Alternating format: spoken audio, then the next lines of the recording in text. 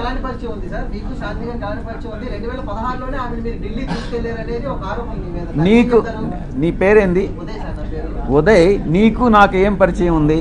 ఎన్నిసార్లు కలిసాం చెప్పు, నువ్వే చెప్పు. చెప్పరా బాబు, నువ్వు ఎన్నిసార్లు మన ఇద్దరం కలిసాం చెప్పు, నిజం చెప్పు. నువ్వు లేదు, ఆరోపణలు చేస్తే వస్తాయిరా బాబు. నువ్వు ఎన్ని గంటలు కలిసాం? నువ్వు నేను ఎన్నిసార్లు కలిసాం చెప్పరా బాబు. మనం కలవలేదు కదా, ఇప్పుడు కలిసాం కదా, ఇంక 2 సార్లు కలుస్తాం కదా, 4వ సారి ఆరోపణలు చేస్తాం మన ఇద్దరం గే అని చెప్పి ఎవడన్నా అంటే ఏం చేస్తారా బాబు?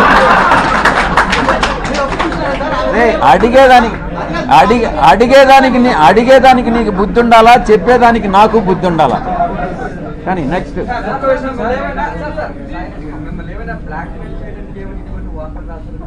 వాడిని అడుగు, వంశీకృష్ణ గారిని అడుగు, చెప్తాడు. నిజాలు ఏందనేది వంశీకృష్ణ గారిని అడుగు. నేను వాడిని పార్లమెంట్కి ఈడుస్తా, ప్రివిలేజ్ కమిటీకి ఈడుస్తా, వాడి మీద కేసులు పెడతా. ప్రతి క్షణం సాయిరెడ్డి అనే వాడిని నేను ఎందుకు కలిపెట్టానా అని జీవితంలో వాడు పశ్చాత్తాపడేటట్టు చేస్తాను అని నేను మీ అందరి ముందు చెప్తాను. వాడెవడో నాకు వంశీ అనే వాడెవడో నాకు తెలియదు. నేను ఇంతవరకు వాడిని కలవలేదు. వాడిని కలవాలనే ఉద్దేశం నాకు లేదు. నా మీద ఆరోపణలు చేశాడు. నేను వాడిని డెఫినెట్గా చట్ట ప్రకారం, నేను చట్టానికి అతీతంగా నేనేం చేయను. వాడిని డెఫినెట్గా చట్ట ప్రకారం వాడి మీద చర్యలు తీసుకోబడతాయి. వాడు ఎట్లా చేస్తాడా ఈ వంశీ గారు?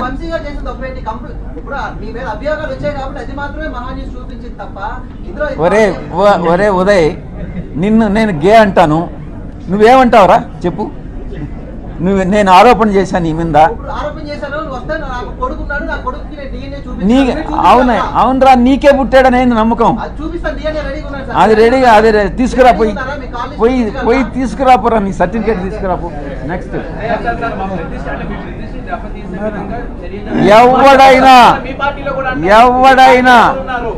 ఎవరైనా మా పార్టీకి చెందిన వాళ్ళైనా, తెలుగుదేశంకి చెందిన వాళ్ళైనా, జనసేనకి చెందిన వాళ్ళైనా, జర్నలిస్టులైనా ఎవరైనా నా ప్రతిష్టకి దెబ్బతీసే విధంగా ప్రవర్తిస్తే వదిలే ప్రసక్తే లేదు అని నేను మీకు సభాముఖంగా చెప్తా ఉన్నా. అది నీకే తెలియాలరా బాబు. ఎవరు నీ పేరేం చెప్పు.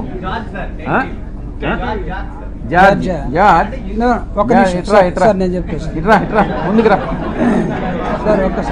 చెప్పాలా? రే బాబు ఉదయ్, నేను ఎప్పుడు ఎంపీ అయ్యాను రా చెప్పు. నేను ఎప్పుడు ఎంపీ అయ్యాను నువ్వు చెప్పు. నువ్వు అడిగావు కదా 2016 నుంచి పరిచయం అని. నేను ఎప్పుడు ఎంపీ అయ్యాను చెప్పు. ఊరికే నువ్వు కూడా ఆరోపణలు చేసేస్తే ఎట్రా చెప్పు బాబు. నీకు చెప్పాలి.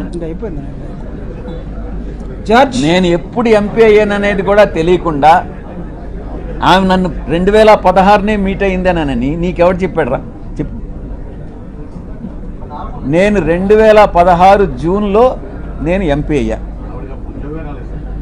అప్పుడు ఆయన చెప్తున్నాడు చూడు, నీకు అది కూడా తెలియదురా ఉదయ్.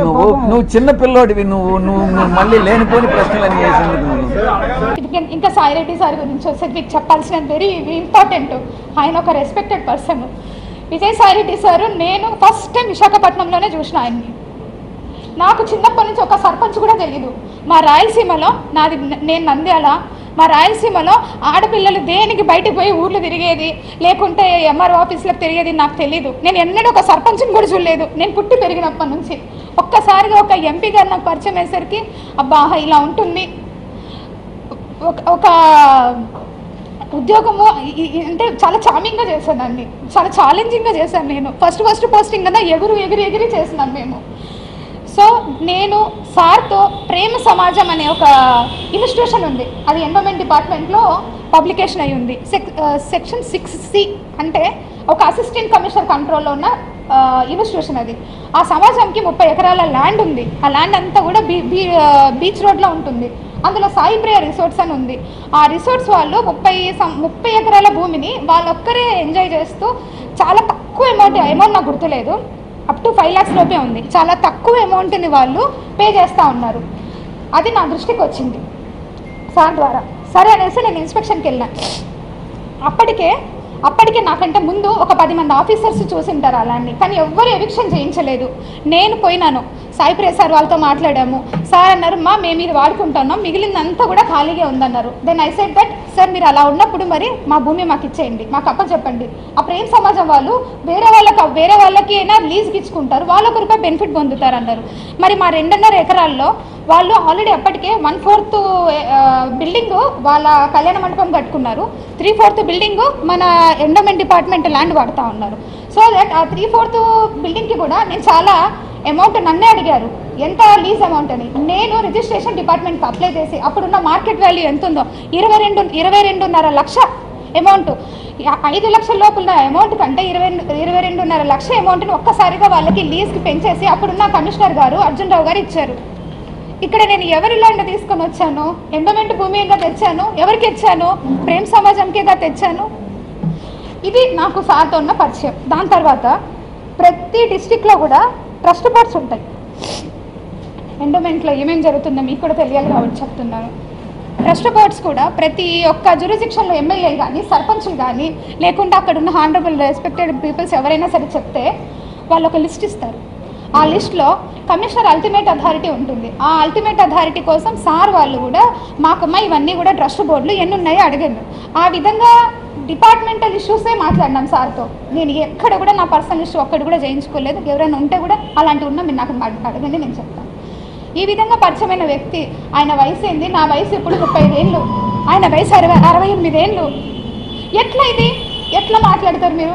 అంటే ఏ ఆఫీసరు ఏ ఎమ్మెల్యేతో మాట్లాడద్దా? ఏ మినిస్టర్తో మాట్లాడద్దా? ఏ ఆఫీసర్లు మాట్లాడద్దా? ఇప్పుడు నేను మీతో మాట్లాడుతున్నాను, ఇంత మాత్రాన్ని మీకు నాకు ఏమైనా రిలేషన్ ఉన్నట్ట? ఒక ఆడపిల్ల మాట్లాడకూడదా? అంత పెద్ద ఆయనతో మీరు మాట్లాడేటప్పుడు కనీసం నేను ఇక్కడే ఉన్నానుగా, సస్పెన్షన్ పీరియడ్లో ఊరు దాటకూడదని నాకు ఇచ్చారు ఆర్డరు.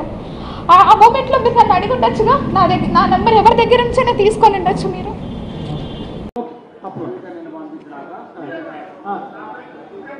సరే సార్ నిజం ఎగ్జాక్ట్. నా పేరు మానుపాటి మదన్ మోహన్, 40 ఏళ్ళు. నా క్వశ్చన్ ఒకటే, ఆ బిడ్డకి తండ్రి నేను చేసిన రికార్డు ప్రకారం ఆయన పేరు సుభాష్ రెడ్డి గారేమో నేను గడంటున్నారు, విజయసాయి రెడ్డి గారేమో నాకు సర్కమ్స్టెన్షియల్ ఎవిడెన్సెస్ ప్రకారం ఆయన అనేది నా అనుమానం. సో నేను విజయసాయి రెడ్డి గారితో నాకు ఎటువంటి ఇష్యూస్ లేవు. శాంతి చెప్పిందే చెప్తున్నాను. శాంతి నాకు ఏ స్టోరీ అయితే విజయసాయి రెడ్డి గారి గురించి చెప్పిందో, ఓకే నువ్వు సైలెంట్ ఉండు, ముసలా 10-15 ఏళ్ళు చచ్చిపోతాడు, మనకు డబ్బులు వస్తాయి, ఆడపిల్లలకు మిగులుతాయి, నువ్వు సైలెంట్ ఉండు అని శాంతి చెప్పిందే చెప్తున్నాను. నాకు థ్రెట్ ఇచ్చింది, భయపడిచింది, నిన్ను 1 నిమిషంలో లేపుతారు నువ్వు వాళ్ళతో పెట్టుకుంటే అని డ్రామా చేసింది. సో ఇప్పుడు పెద్ద ఆయనతో నాకు ఏమి లేదు. పెద్ద ఆయన really having high integrity, clean chit, he can come for the DNA test. అది ఎవరైనా కానీ, విజయసాయి రెడ్డి గారు కానీ, జగన్ గారు కానీ, మదన్ కానీ కానీ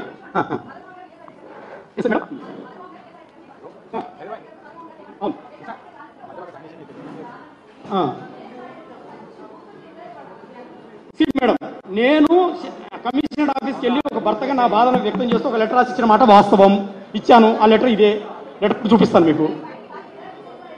నాకు అబ్బాయి తండ్రి ఎవరో నా భార్య DNA టెస్ట్ ద్వారా నాకు ఈ 2-3 పేర్లు పెట్టాను కదా, వాళ్ళని DNA టెస్ట్కి పిలిపించి నాకు తండ్రి ఎవరో చెప్పాలి.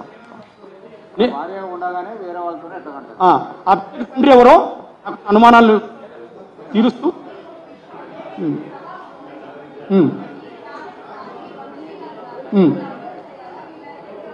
లేరు మేడం, ఎవ్వరు లేరు. ఆమె న్యూట్రల్ పర్సన్, ఆమె అకాడమిషియన్, నేను ఒక విద్యావేత్తన, politician. I'm not politician, I'm not industrialist. నేను ఒక విద్యావేత్తన, ఆమె కామన్ సిటిజన్. ప్లీజ్ మేడం, ఆమె కామన్ సిటిజన్. నేను ఒక విద్యావేత్తను, నాకు జరిగిన అన్యాయాన్ని మీడియా ముందు సభాముఖంగా అడుగుతున్నాను. నాకు ఆ ఇండస్ట్రీస్, ఆ నెక్సస్, ఆ రాజకీయాలు అవన్నీ నాకు తెలియదు మేడం, నాకు తెలియదు అవన్నీ కూడా. నాకు ఈ బిడ్డకు తండ్రి ఏదో శాంతి చెప్తుంది. ఒకవేళ సుభాష్ రెడ్డి గారు అయితే సుభాష్ రెడ్డి గారు రావట్లేదు మీడియా ముందుకి, వచ్చి చెప్పండి నేనే తండ్రినని. DNA టెస్ట్ పూర్తి చెప్పండి.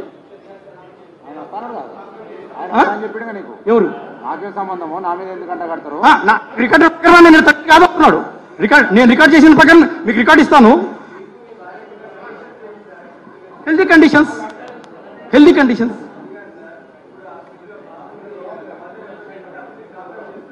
లేదు.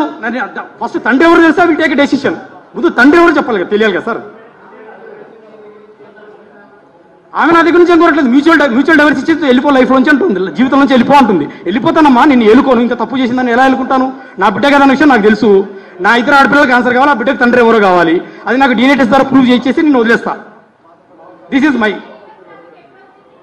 Divorce topic. ఎప్పుడు లేదు మేడం. ఆమెనే ఎప్పుడు నీకు డైవర్స్ ఇస్తా, నీకు పొట్ట ఉంది, నీకు బొజ్జ ఉంది, నువ్వు లావైనావు, ఆమెనే చెప్తుంది. అంటే 42 ఏళ్ళు వస్తే పొట్ట బొజ్జ రాదా మేడం? జుట్టు కూడదా? నేను ఇతికి వచ్చానా? 42 ఏళ్ళు 9 ఏళ్ళ పిల్లలు 4 ఏళ్ళు ఉంటే పెద్ద మనుషులు అవుతారు. నీకు పొట్ట ఉంది, నీకు బొజ్జ ఉంది, సిల్లీ రీజన్స్. అదే మేడం నేను ఇంత this is what I'm challenging before the media. ఆమె దగ్గర ఉన్న ఒరిజినల్ని ఫోరెన్సిక్ పంపించండి, లైట్ డిటెక్టర్ పంపించండి, నన్ను పిలవండి. ఫోరెన్సిక్ పంపిస్తే ఇది జూన్ 11వ తారీఖు 2024లో డమ్మీ ఫేక్ డాక్యుమెంట్. ఇది నన్ను బలవంతంగా భయపెట్టించి థ్రెట్ చేసి సైన్ తీసుకున్నారు. నేను జనవరి 3rd, 2024 పర్మనెంట్గా వచ్చాను. 2024 పర్మనెంట్గా వచ్చాను సార్. 2024 పర్మనెంట్గా వచ్చేసాను ఇండియాకి. ఇప్పుడు జనవరి నుంచి జరుగుతున్న భాగవతం ఇదంతా కూడా ఎగ్జాక్ట్లీ ఈ 6 నెలల్లో నేను చేసిన ఇన్వెస్టిగేషన్ ఇదంతా కూడా. ఈ 6 నెలల్లో నేను చేసిన ఇన్వెస్టిగేషన్లో ఒక మేడం ప్లీజ్ నా పాయింట్స్ అందరూ చేసుకోండి. 12 నెలలంతా నా బేబీ అని చెప్పింది, 1 నెలంతా అన్నోన్ IVF చెప్పింది, ఓ తర్వాత known donor that is Vijayasai Reddy sir అని చెప్పింది, 1 నెలంతా లేదు IVF కాదు, డాక్యుమెంట్స్ లేవు, ఫిజికల్ రిలేషన్షిప్ అని చెప్పింది. ఇదంతా కాదనేసి ఒక 4-5 పేర్లు మళ్ళీ ఏదో పేర్లు చెప్పింది. ఇదంతా కానేసి నాకు పిచ్చెక్కిపోయి నేను హాస్పిటల్కి వెళ్ళాను. హాస్పిటల్కి వెళ్తే దాంట్లో కొత్త పేరు వచ్చింది, పోతిరెడ్డి సుభాష్ అని. ఈ మేడం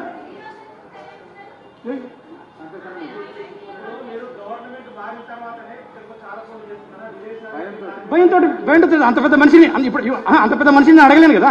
ఆ రోజు ఫస్ట్ రోజే చెప్పింది, కానీ పోయి అడగలేను కదా. నువ్వేనా నా బిడ్డకు తండ్రిని అడగలేను. ఐ డోంట్ హ్యావ్ ఏ పక్కా ఎవిడెన్సెస్ లేవు సార్ నా దగ్గర. ఆమె చెప్పింది, శాంతి చెప్పింది. ఇది ఒక్కరు సార్ ఒక్కొక్కరు మేడం. ఒక్క నిమిషం సార్ మేడం. నేను పిల్లలకు న్యాయం చేయి, నాకు న్యాయం చేసేయి, నీకు విడాకులు ఇచ్చేస్తా. నేను డబ్బు ఇంత 30 కోట్లు 75 కోట్లు అడగలేదు madam. I swear on my kids.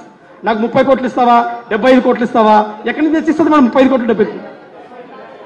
అంటే ఇప్పుడు నన్ను 42 మధ్య వదిలేస్తున్నావు, మరి నాకు ఇంకొక పెళ్లి చేసుకోవాలో, నాకు ఎంత కొత్త I need justice in any form, monetary or ethical, I don't know. You make a justice.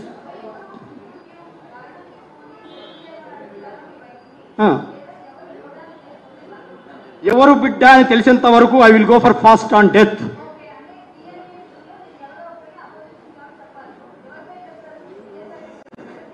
నాకు ఇద్దరి మీద డౌట్ ఉంది. ఇప్పుడు ఆయన ఎందుకు సంతకం పెట్టారు? పోతిరెడ్డి సుభాష్ రెడ్డి గారు ఎందుకు సైన్ పెట్టారు? సో ఆయన కూడా DNA టెస్ట్ రావాల్సిందే. శాంతి చెప్పిన ప్రకారము విజయసాయి రెడ్డి గారు కూడా DNAకి రావాల్సిందే.